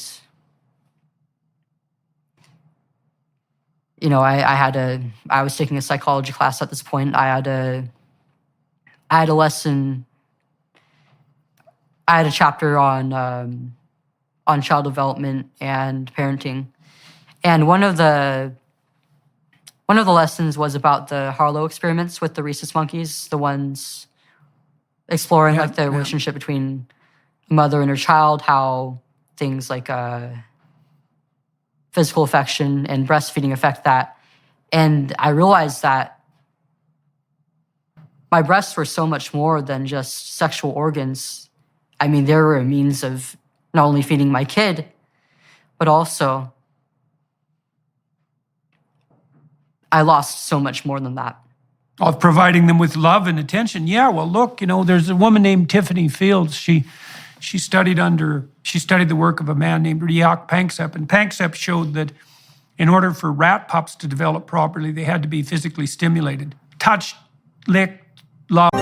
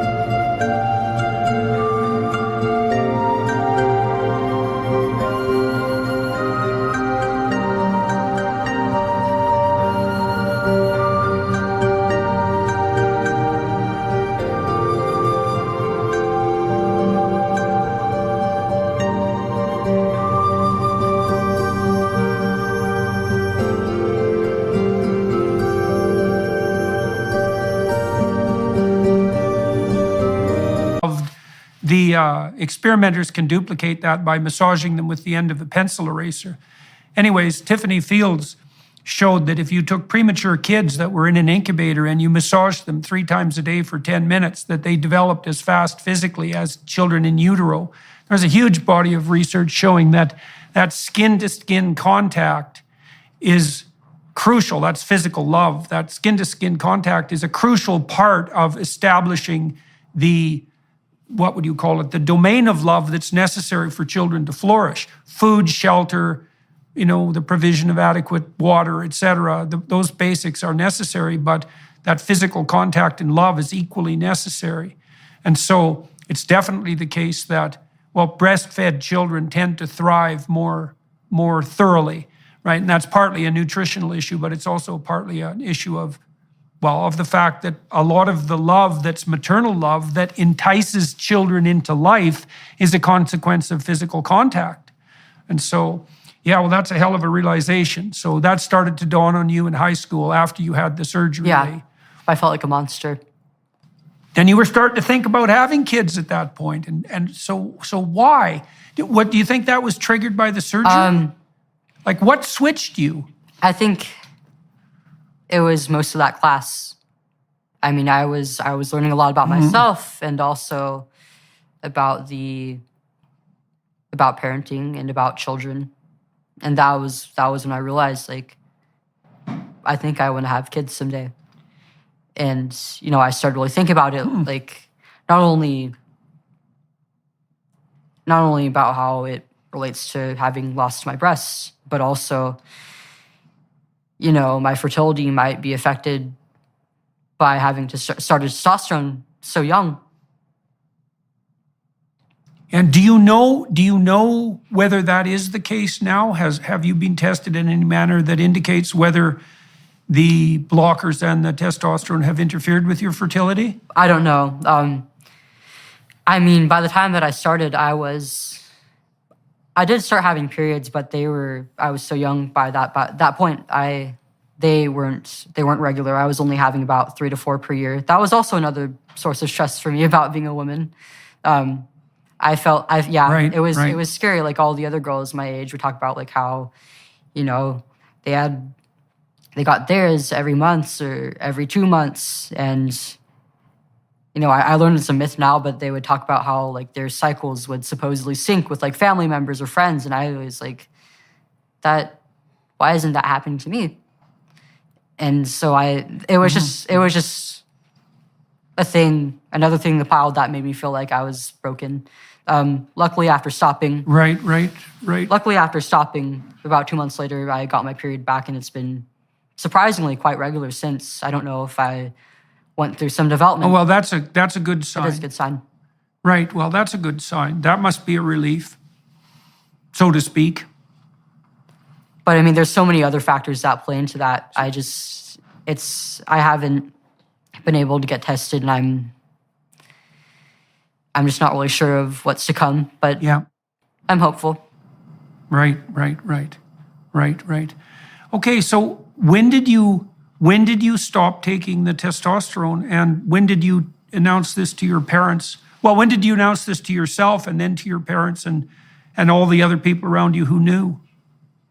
I think after my junior year wrapped up, one night I just kind of broke down crying, and I realized that I regretted my transition, and I called a friend and I texted my mom. I couldn't call her or talk to her about it in person because, I had a lot of guilt. I had a lot of shame, and I didn't want to let her and dad and the rest of the family down after so many years of doing this.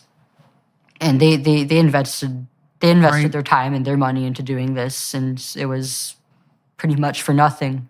And I hated that. It was also just shameful to admit that I was wrong after so much time, especially since I didn't even look like a girl anymore by that point. Right. Yeah, well, it's quite remarkable in some sense that you did reverse your decision, and you seem to be indicating to me that it was the realization that you wanted to have children that was the real telling moment of transformation, was it? It was definitely one of the biggest catalysts. And how do you think you figured that out? Because that, it's actually pretty young to figure that out. I mean, I've met many women now who, there's lots of women your age who are absolutely hell-bent and convinced that they're never going to have kids, that the only pathway forward to them that's valid is the career pathway. But I'll tell you that, I'm 60 years old now, and I've worked with women in female-dominated businesses my whole life because I'm in the psychological profession, and so that's female-dominated. And virtually every woman I've ever met, with almost no exceptions, and this includes extremely high-achieving women on the career front, pretty much by the time they're in their late 20s, their primary goal is to have a child. And that's even the case. Now, sometimes that kicks in for women later than that. I've seen that as well. But it's an extremely rare woman who goes through her entire young life without being seized by the desire to have a child. And so, but it's early in your case. So, and it's strange, right, in some ways, because you'd fought against this so hard. Why the hell do you think it made itself manifest as a desire when you were 16? Like, do you think you knew that you were really like on the cutting edge in some sense, that if you kept pushing this, you were really going to sacrifice your ability to have kids? Or what do you think produced the realization? I think, I already had my guard down by that point, because this was around when COVID hit and there were all the restrictions put into place, and I was basically doing online school only. And I had a lot of isolation from the outside world, and this caused me a significant amount of stress, but it also allowed for a lot more time to be alone and reflect. And so it opened up my mind a little bit. And So what were you fantasizing about on the family front when you were looking forward into the future? You were thinking about having, did you have some idea of how many kids you wanted to have? Did you have some idea about the marriage or the family structure? What was making itself manifest in your fantasy? I mean, when I started, I was so young that I wasn't even thinking about all that yet. But as the years passed and I started to think about like my adulthood, what I wanted to do as an adult, that thought started to pop into my head a little bit more. I never really thought about it very much until I learned about child psychology and just being a parent. I think I would have naturally had that realization if I knew more about parenting and family. Hey, do you know when you were a kid? Do you know if you played with dolls? Yeah, I did. You did. Okay, so that was there. Can you remember whether or not you enjoyed that? I know that's a long time ago. I did. And were they baby dolls or were they Barbies? They were Barbies and Bratz. Okay, so they were teenage dolls. Did you have any baby dolls? Not that I can remember. Okay. See, that's interesting. Even among chimpanzees, if you allow chimpanzee juveniles free choice, the males will pick trucks and wheeled things and gadgets, and the females will pick dolls. And the female chimps will carry the dolls around, teddy bears and so forth, for months and develop a very deep attachment to them. And, one of the things, it's really necessary for young girls, and perhaps for young boys, but certainly for young girls, to play with baby dolls. It's really necessary because that's all part of that practicing that deep female role. And, without that, well, you don't have a chance. That's how kids think, eh? They think by playing. And if they don't have a chance to play that out, then, well, they don't explore that. And so it didn't even make it manifest in your own life until you were like 16 and had gone through all this bloody misery. All right, so when did you start thinking about taking legal action, and why do you think that's justifiable? That was quite a bit further down the line. I should probably go into first about the detransition process for me and what led up to me eventually starting to speak out and doing that, When I had this realization, I mean, that night when I broke down and I talked to my friend and my mom and my dad about it, that was the night that I stopped taking testosterone, and I decided that I would just grow my hair out and buy new clothes and just figure things out from there. I went for about a week, just not really doing anything. I was just kind of at rock bottom at that point, and I didn't really see a reason to do anything anymore. I just stayed in my bed or in my bedroom all day, didn't really go out except to use the restroom or get some food. But Mom and Dad would come and check in on me, and it was comforting, and that kept me going.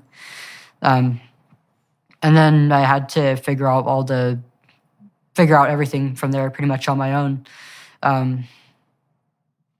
I told my endocrinologist, I told my therapist, my endocrinologist, and my gender specialist that I regretted my transition very deeply, that I was going to stop. And I didn't really get a whole lot of guidance on it. I guess they really couldn't, because it would be against the law to suggest anything other than... Well, that's a tricky Yeah. one, right? Because, well, hypothetically, once you announce that, they're also legally bound to go along with that. Right, so they could have agreed with you. I mean, look, I have a certain amount of sympathy for counselors and medical practitioners, because they're facing supreme hell on their regulatory college front.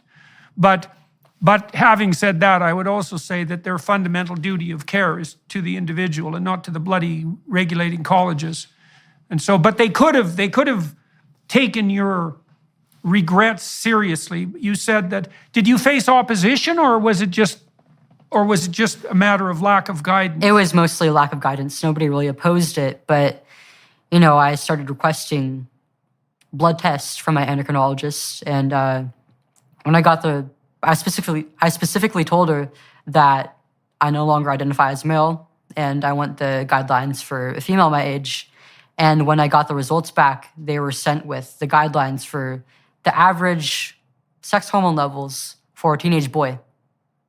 So that was kind of that was one of the first moments that really woke me up to the fact that these people weren't going to help me. Well, it's weird, because if your medical people were so convinced that you were 100% right when you decided to transition to begin with, and you were right enough to take the hormones and have the surgery, you'd think that there'd be some resistance to your sudden change of heart. But it sounds like you basically encountered the same lackadaisical response to the second decision that you did to the first decision. So, which it's not surprising, although it's horrible. Yeah, I was basically entirely patient-led. Right. Okay, so, all right, so you decided to take legal action. And so walk us through that. Yeah,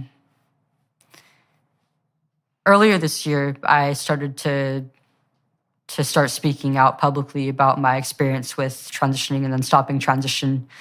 Before that, I actually had lost a lot of friends, both from school and online over it, over the course of my detransition, because a lot of them, I had a pretty strong change in a lot of my views, and a lot of them disagreed with me heavily, and they were very upset with me. There was one person who kept harassing me just because I regretted it and said that I deserved to feel that way, that I didn't deserve to have parents who loved me enough to let me go through this. And there were a lot of others who said that I was just making them uncomfortable, and that I shouldn't be voicing any of this because it would be harming other real transgender people who needed this treatment. And I did, yeah. Oh, the real ones, I see. I gave in to this pressure, and I did stop talking about it for a while. But I also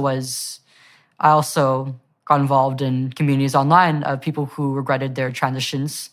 And I realized that wasn't the case at all, and that I just couldn't shut up, because this is something that's happening more often than even I thought was happening. I didn't even know that detransition was a thing until it happened to me. And, I knew that there's got to be so many other people in the situation, especially kids who are being pressured by their friends to stay silent about their pain. And somebody, it's not necessarily that I want to speak out about it, but I feel called to. And so I started this year. And What do you think? What do you think is the core of your claim that you fell prey to, say, medical and counseling malpractice? What do you think was done wrong with you? quite a lot, actually. The most immediate thing I can think of would be the fact that the consent forms weren't really comprehensive. They were very vague. They didn't list they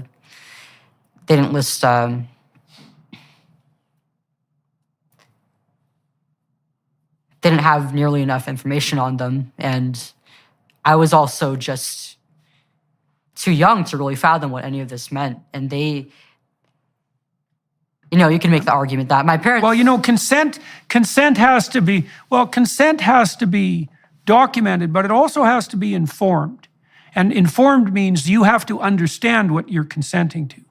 And so from my perspective, especially when you were really young, say around 12, and you first went into therapy, there should have been a very deep investigation into your background and then a laying out of a whole comprehensive range of options and a lengthy discussion of the consequence of all of those options. And your parents, after the discussion had taken place with you, your parents should have been brought into that, and they should have been walked through the same range of options. And then you all should have been offered, what would I would say, the opportunity or the necessity to take a fair amount of time to really think it through, on the fundamental basis that, we won't do anything precipitous until it's necessary, right? And that harkens back to the idea that if you leave most kids with gender dysphoria be, most of them identify as homosexual, as I said, eventually, but most of them, the vast majority of them, accept their biological status. And so the consent issue, it isn't only that the forms were vague and didn't detail out the full range of consequences, it's that you needed to be walked through in great detail all of the issues that were relevant to you on the psychological and medical front, all the options that were available to you, and the pros and cons of all those options. And that should have been something that took, I would think that I can't see in any possible way that could have been done with any degree of thoroughness in something under 6 months of weekly therapy. And I would say that's an absolute minimum to walk anyone through something as complicated as what you laid out. So that's on the informed front, right? Yeah, they really presented this as basically the only option to both me and my parents. And I also, the problem with me starting it so young was not only that I couldn't consent, I couldn't really fathom the full picture of things. I've also I'm still experiencing a wide range of complications to this day. From the surgery, I'll never be able to breastfeed. I'll never have that erogenous sensation in my chest back. I'll never have my breast back. A reconstruction will do nothing for me, and it might make things worse actually, because I've had some complications pop up this year with the grafts. I have to cover them up with bandages, or else they'll. I don't know what's going on with them. I tried to consult my surgeon about it, and he didn't really investigate. He gave me advice that made the complications worse even, and actually temporarily gave me an infection. But I have to bandage up every day so that it doesn't leak all over my clothing or bedding. And Jesus, from the hormones and blockers, I've been experiencing some joint pains, mainly in my arms, my legs, and my back. And I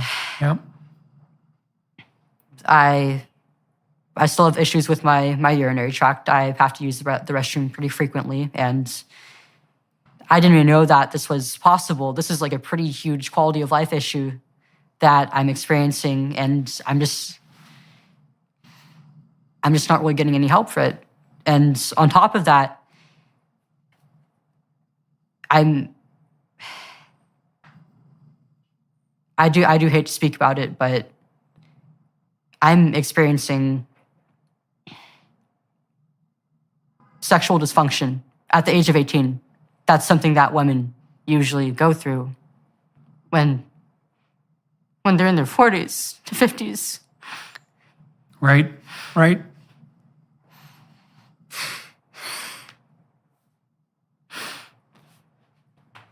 How was I supposed to know?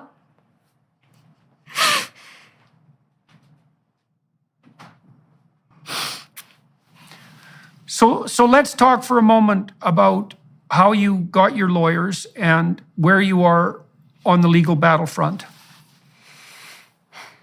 So, not only is what's happened to me completely unethical, completely wrong, it's caused me a lot of physical damage and emotional damage as well. I'm still picking up the pieces of my life to this day, and I often find myself feeling like a broken woman, all because of a choice that I made that I was allowed to make as a kid. And I think it's very clear just how wrong all this is. None of this should have been allowed to happen. What has happened legally? Have you served a set of people with notice that you're taking legal proceedings, or are you still in the planning stages of that? So we've filed a letter of intent to sue against Kaiser, my healthcare provider, as well as the hospital that I underwent the surgery at. And the surgeon who did it, the gender specialist who referred me to that surgeon, and the endocrinologist who had put me on hormones. We're still in the 90-day period. Right. So this is all just unfolding now. So you're going to end up with a pretty damn thorough medical and legal education by the time you're done all of this, and media education as well. That's for sure. So look, we should wrap this part up. For everyone who's watching and listening, I'm going to talk to Chloe for another half an hour on the Daily Wire Plus platform. I think what I'm going to do, I often walk people through the development of their career, but that's not relevant in her situation. What I'm going to do instead is talk to Chloe about, she was recently at an event with Matt Walsh, and I want to talk to her about that, and I want to talk to her about the response she's got from the gender, let's say, ideologues and activists in relationship to going public with her decision to detransition. So we're going to delve into that for about half an hour. And so if those of you who are watching and listening found this interesting and you're inclined, switch over to the Daily Wire Plus platform and we'll fill in the political end of this, at least to some degree. And Chloe, thank you very much for talking to me today. And it's really, what happened to you is really unforgivable in my estimation. You know, you were very badly mishandled by the people who should have been taking care of you on the professional front. And you were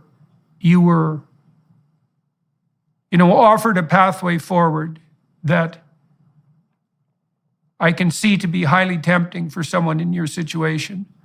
But there were many, many, many, many other options available to you on the therapeutic front that would have resolved the problems that you've had to the degree that human problems can ever be resolved without having to wander through this bloody, catastrophic labyrinth of pain and suffering and confusion that you've been subject to for the last 5 years. And so I hope that you can get yourself back on proper footing and move forward. And I wish you all the luck there is on the legal front. I hope your damn legal system in the United States isn't so corrupted already by all this woke nonsense so that it'll be impossible for you to proceed. But I suspect that the medical community who's been complicit in this kind of butchery has an awful shock waiting for them on the legal front.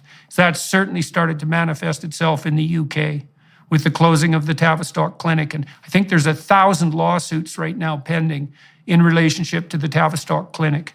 So the tide is beginning to turn, and when it turns, there's going to be an awful lot of reparations made on the part of culpable medical professionals and their counseling acolytes.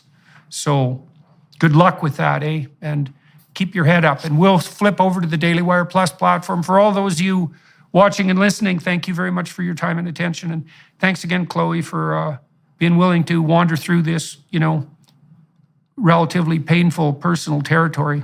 Thank you so much. Hello, everyone. I would encourage you to continue listening to my conversation with my guest on dailywireplus.com.